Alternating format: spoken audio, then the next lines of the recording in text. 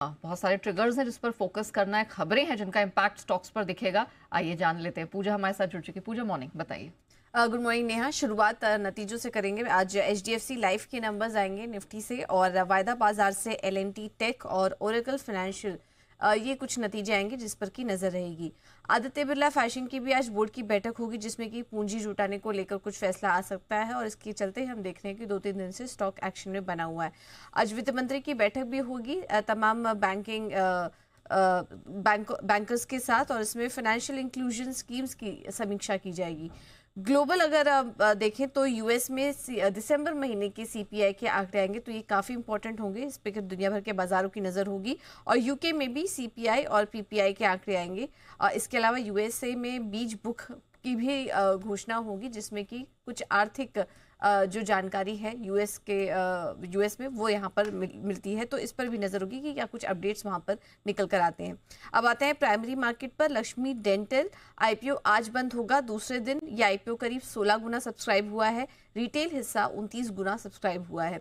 Results और business update की बात करें तो कल बाजार बंद होने के बाद ज्यादा कुछ अहम नतीजे नहीं है। इसमें शॉपर स्टॉप के नतीजे आए हैं जिसमें कि नतीजे काफी मजबूत देखने को मिले, और अन्य आय से भी मुनाफे को सहारा मिला, लेकिन बाकी के फ्रंट पर भी देखेंगे तो नंबर्स बेहतर नजर आ रहे हैं। आय में 11% की बढ़त, कामकाजी मुनाफा 13% से बढ़ा है कंपनी का। मार्जिन 17.6% से बढ़कर 17.8% के आए। मुनाफे में 41% की ग्रोथ देखने को मिली, और इसका जो सपोर्ट आया है वो अन्य आय से आया है।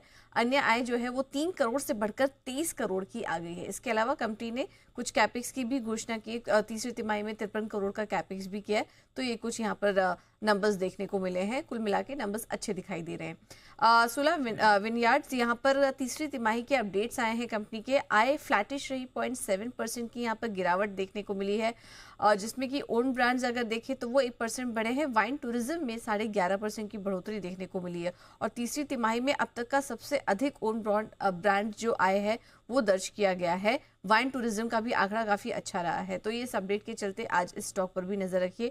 ऑल कार्गो गति दिसंबर अपडेट आए हैं। मंथली ऑपरेशनल अपडेट की बात करें तो वॉल्यूम्स में करीब 8% की ग्रोथ कंपनी ने दर्ज की है।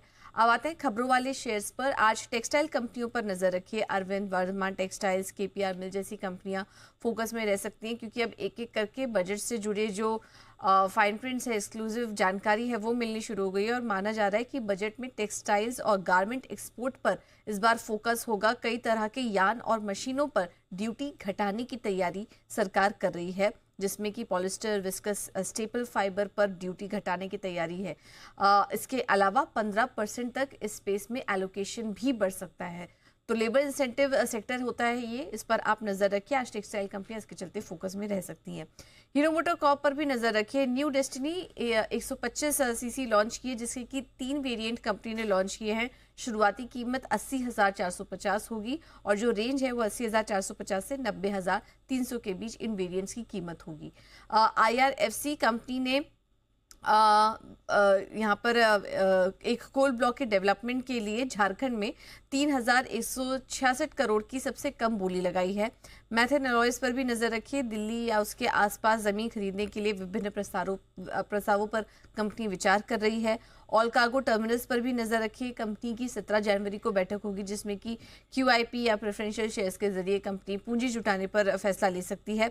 ऑप्टिमस इंफ्राकॉम सब्सिडरी ने ताइवान की कंपनी कॉन्वे टेक्नोलॉजीज के साथ करार कर लिया है, और भारतीय मार्केट में प्रोडक्ट की सेलिंग, बिक्री और मैन्युफैक्चरिंग के लिए ये करार हुआ है।